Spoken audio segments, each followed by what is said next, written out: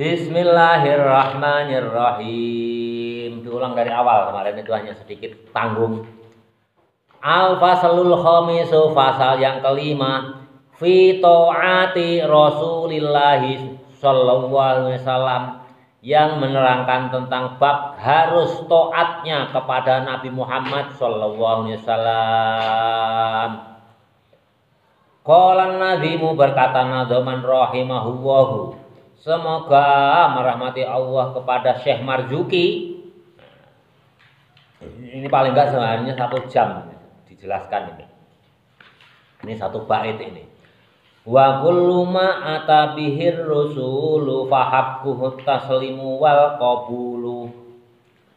Wa kullu ma, dan segala sesuatu, ata yang datang, bihi dengan ma itu segala sesuatu yang datang, ar-rasulu bersama rasul. Jadi segala sesuatu yang datang bersama rasul, bisa perkataan, bisa perbuatan, bisa takrir. Artinya apa? Ini sunnah rasul. Jadi segala sesuatu, sabda rasul, perbuatan rasul, persetujuan rasul. Fahukuhu, maka wajib terhadap ma tadi yang dibawa oleh rasul, at-taslimu, memasrahkan diri kita, ya. At-taslimu, memasrahkan diri, wal qabul, dan menerima. Jadi segala sesuatu yang dibawa rasul, entah itu perbuatan, amal maupun takrir persetujuan Nabi, kita itu harus menerima tanpa syarat. Taslim itu menerima syarat, pokoknya kita wajib menerima aja. Jadi tanpa syarat ini itu, tanpa embel-embel, ya, tanpa reserve lah. Kalian wajib menerima, wajib taat, pasrah, ya, menerima taat, ya. Wal qabulu, dan menerima.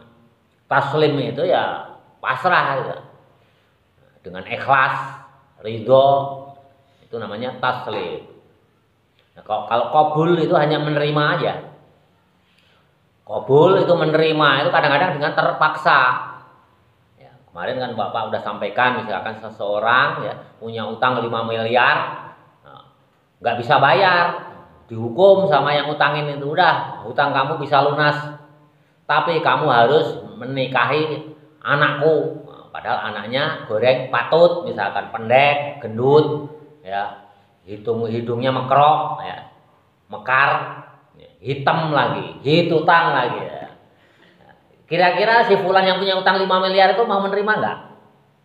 Mau, ya, karena supaya apa? Hutangnya 5 miliar itu lunas, tapi di hatinya pasti menggerutu. Kan baiklah, yang penting mah lunas hutangna, menggerutu.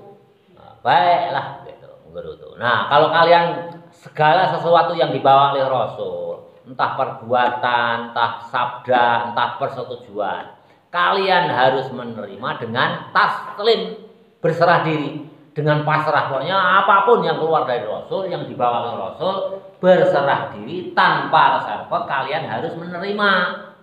Pasrah semelah menerima dari rasul, apapun itu. Jadi itu wajib hukumnya. Makanya ini Imam Marzuki ini luar biasa, ya. Bab-bab yang awal kan sebelumnya kan tentang keyakinan. Nabi itu wajib mempunyai sifat tabligh, sidik, amanah, tabligh, fatonah. Itu kalian yakin kan tentang itu. Setelah yakin, baru taat kepada Nabi. Oh, Nabi Muhammad itu yakin tabligh, punya sidik, amanah, tabligh, fatonah. Setelah itu kalian harus taat. Makanya ini menginjak nadhaman berikutnya itu tentang ketaatan kepada Rasul. Jadi segala sesuatu yang dibawa oleh Rasul, kalian harus taat tanpa reserve. Tanpa reserve, ya nggak boleh. Nah, kalau awal-awalnya terpaksa, ya manusiawi. Orang minum obat dari dokter, itu kadang-kadang ada yang terpaksa nggak? Ada orang yang nggak senang obat, itu kan terpaksa sekali, ya. Wah, udah nggak apa-apa, terpaksa minum aja, tapi menjadi sehat. Awalnya terpaksa, itu namanya manusia. Awal itu namanya manusia. Jadi banyak ya di antara sekarang ini yang terjadi di alam dunia ini itu hanya menerima Allah tapi tidak menerima aturannya. Menerima Nabi, yakin kepada Nabi Muhammad itu bahwa Rasulullah utusannya Allah tapi tidak menerima ajarannya. Itu mayoritas yang terjadi di zaman akhir ini. Ya, buktinya ya salah satu kemarin sudah Bapak sebutkan yang pakai jilbab dengan yang tidak, umat Islam aja jangan melihat orang kafir lah, itu udah jelas ya. Nah, itu lebih banyak mana? Kan lebih banyak yang tidak pakai jilbab. Ya. Misalkan aturan agama kalau keluar dari rumah harus dengan muhrim, ditaati enggak? Kalau bulan puasa itu harus puasa. Lebih banyak yang puasa atau lebih banyak yang enggak puasa? Umat Islam di Indonesia aja. Ayo. Kira-kira lebih banyak yang puasa atau yang enggak puasa? Lebih banyak yang enggak puasa, Bapak yakini itu. Tetangga Bapak aja yang rajin sholat itu. Bapak pernah lihat sering, bukan hanya pernah, tetap enggak puasa. Apalagi di perkotaan ya. Apalagi di perkotaan. Ya, di perkampungan aja, di kampung-kampung itu sekarang banyak orang yang tidak puasa. Ya. Tapi kalau di lingkungan kita masih banyak yang puasa itu ya alhamdulillah. Tapi umumnya itu ya banyak orang yang tidak puasa itu banyak sekali, bukan hanya banyak. Ya, prosentasenya berapa ya wallahu alam lah. Belum pernah ada yang meneliti ya. Tapi banyak sekali jumlahnya yang nggak puasa. Dia haji mau ya, menggerutu. Capek-capek, haji itu kan capek ya. Uangnya udah keluar banyak, menggerutu dia. Gitu. Padahal harusnya kita menerima wal qabul wat taslim dulu ya, kita pasrah ya, pasrah bongkoan tanpa reserve ya, kita ikhlas ya, qabul menerima semuanya, tapi ya sulit, itu harus perlu latihan. Kalau misalkan kalian kampanye, Bapak buka wawasan kalian ini yang belum tidur ini. Kampanye itu ya, misalkan partai si A itu mencalonkan si fulan, udah tahu jelek, tapi karena calonnya kan selalu dibela, kejelekannya selalu ditutupi, ya, kejelekannya selalu ditutupi. Harusnya dia itu nggak menerima, masa harusnya jangan si fulan lah, harusnya jangan si fulan, si fulanah aja yang dicalonkan. Tapi karena keputusan partai sudah menentukan si fulan, mau nggak mau dia harus mendukung ya. Tapi dengan menggerutu, itu pasti menggerutu.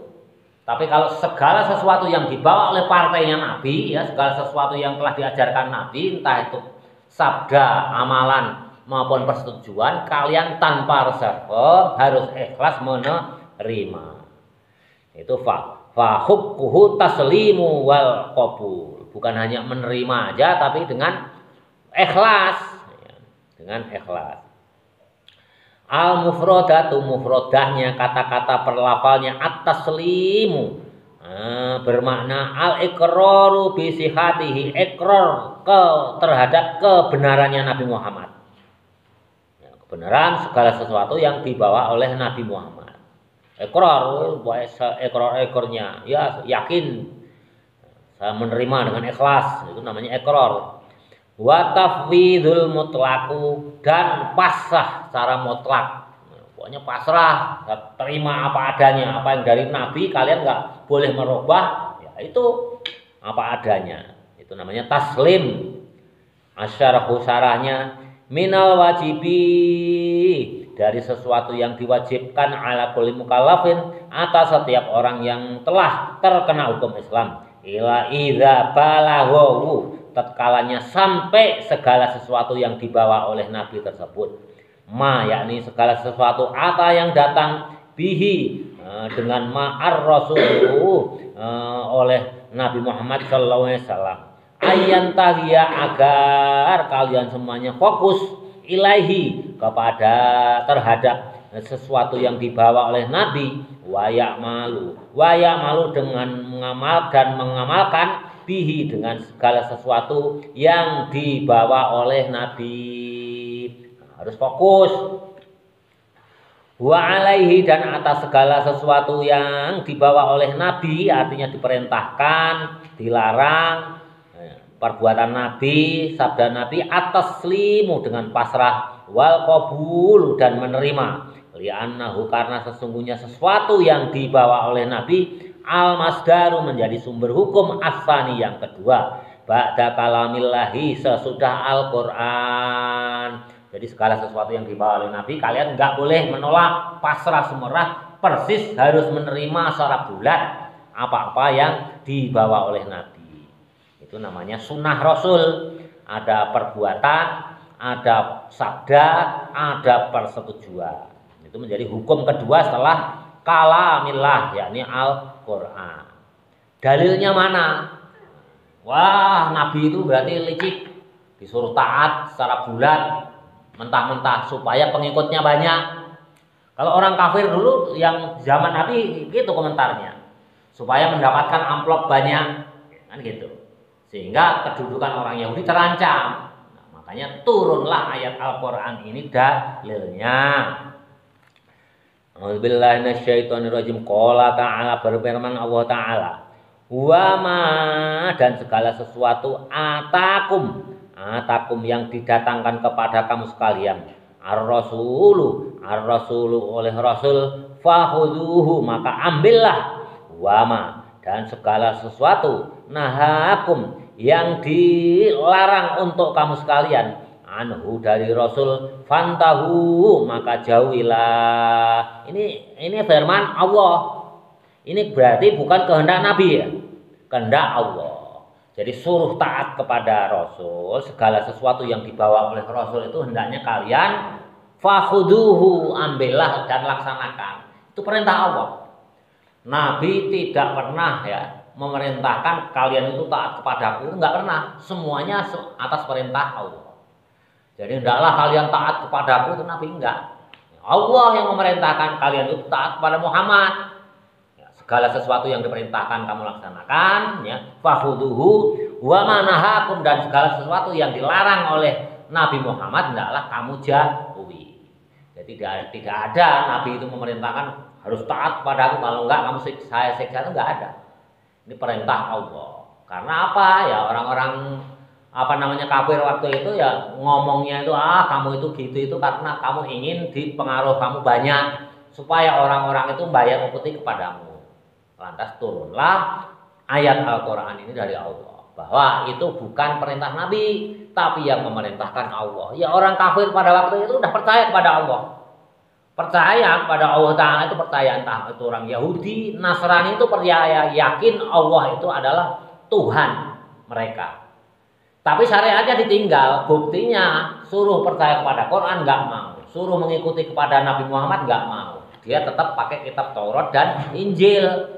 Masing-masing umatnya mengaku Quran nggak mau, mengikuti Muhammad sebagai Nabi nggak mau, tapi yakin pada Allah, dia percaya.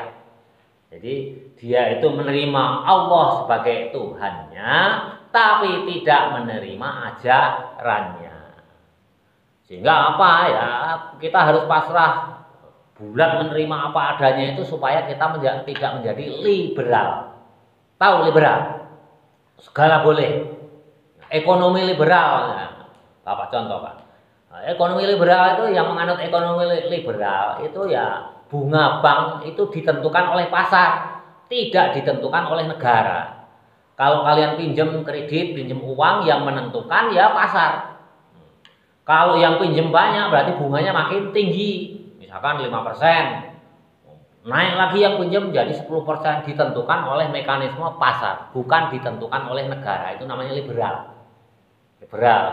Begitu juga agama, sekarang itu udah banyak orang yang liberal. Ya, contohnya di Indonesia orang Islam aja sendiri, jangankan yang agama lain.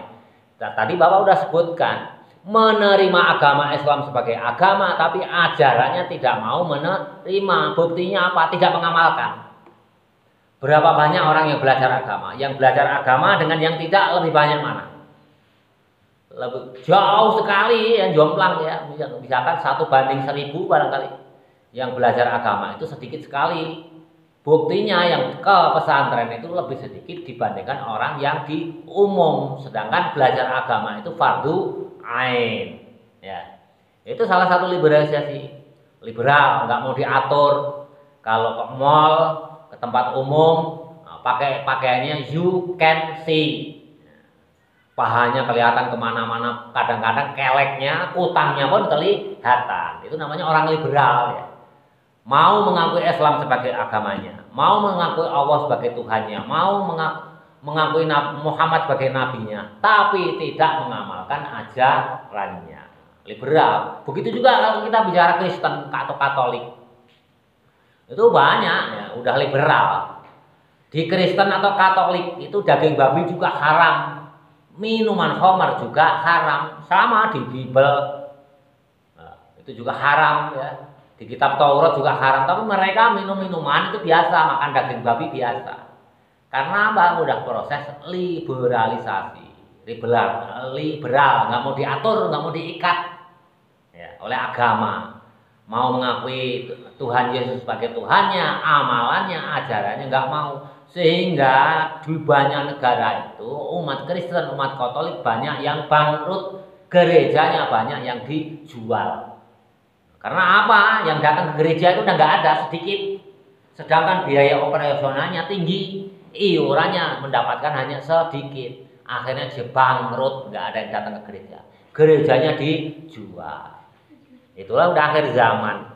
Udah akhir zaman. Jadi perintah taat kepada Rasul itu bukan oleh Rasul sendiri, ya ini oleh Allah.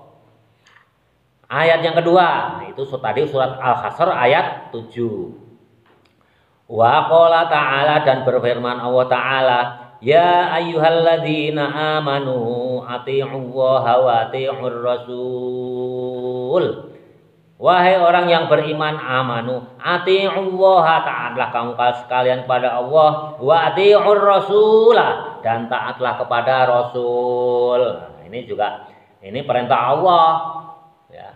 Perintah Allah, bukan Nabi sendiri minta ditaati itu enggak. Nabi tidak pernah menyatakan kalian harus taat kepadaku, tapi semuanya atas perintah Allah.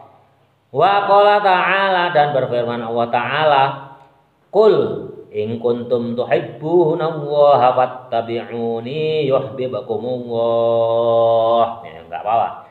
Qul, katakanlah wahai Muhammad, in kuntum, jika kamu sekalian ada, tuhibbuna, mencintai kamu sekalian Allah, kepada Allah. Kalau kamu sekalian cinta kepada Allah, ini kata Allah, fattabi'uni, maka ikutilah aku. Nih di sini dhamir ini siapa? Muhammad. Maka ikutilah aku Muhammad. Ini kan perintah Allah supaya Nabi Muhammad itu berkata, kalau kamu sekalian ingin dicintai Allah, maka ikuti aku. Yang berkata siapa? Muhammad, tapi atas perintah Allah.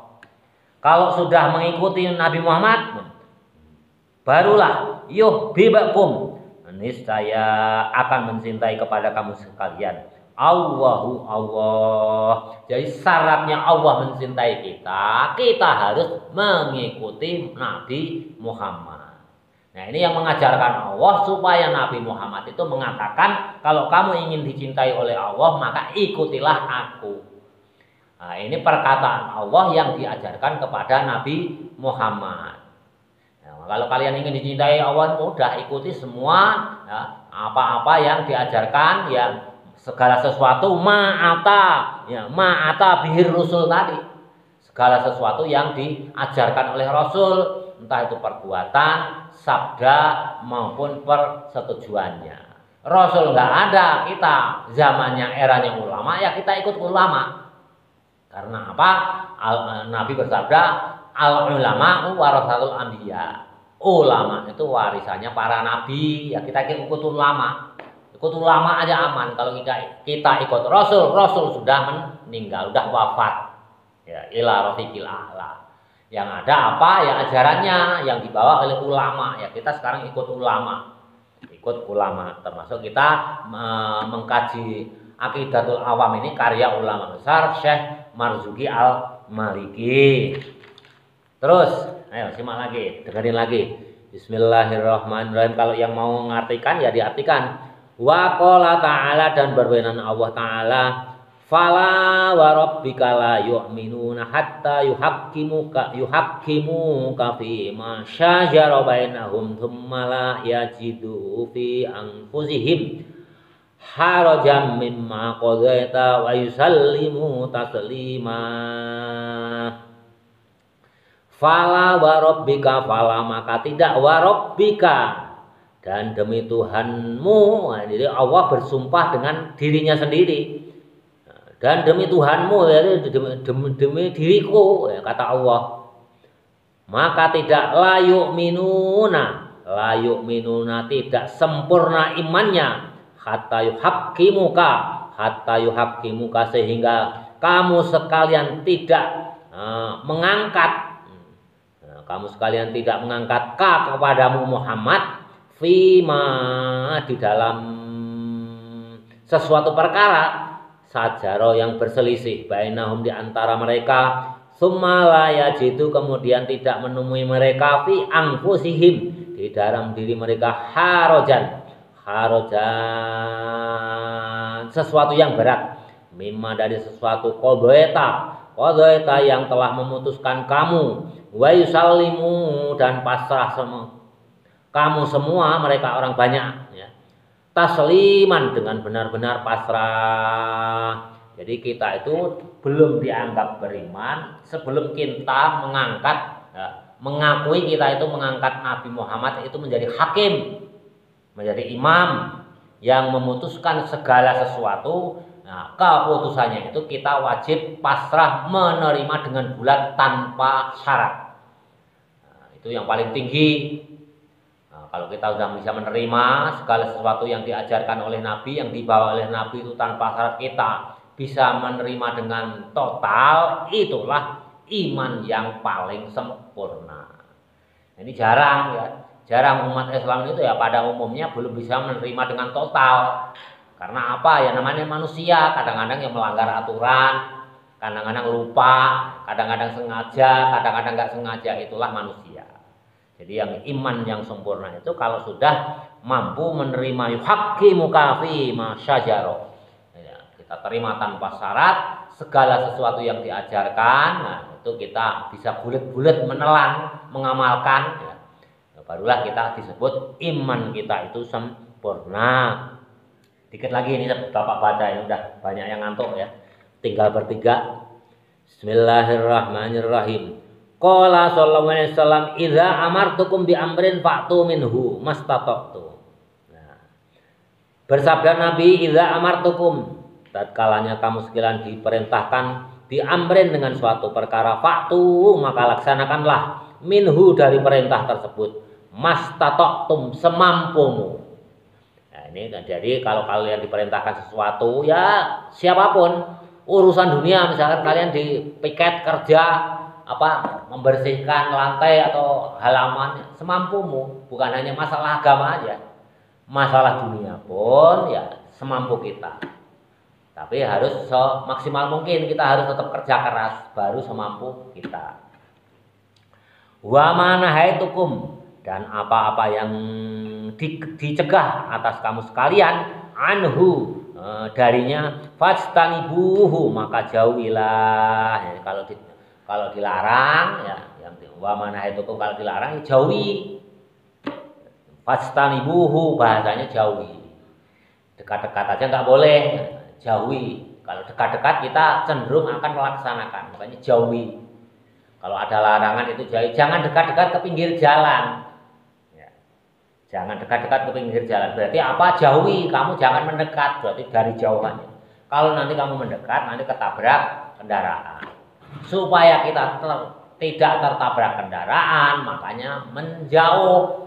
Kalau kita mendekat, ya, itu resikonya tertabrak, maka menjauh. Kalau ada larangan, kita menjauh.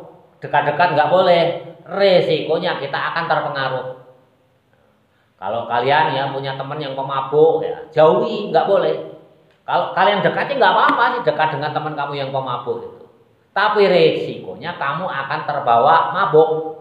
Makanya dalam hadis Nabi ini menggunakan kata-kata fastanibuhu, jauhilah. Ya, jauhilah, dekatannya nggak boleh. Kalau teman kalian tukang nyuri, kalau kamu dekat ya kamu akan terbawa menjadi pencuri. Maka jauhi, jangan dekat-dekat dengan orang yang suka mencuri.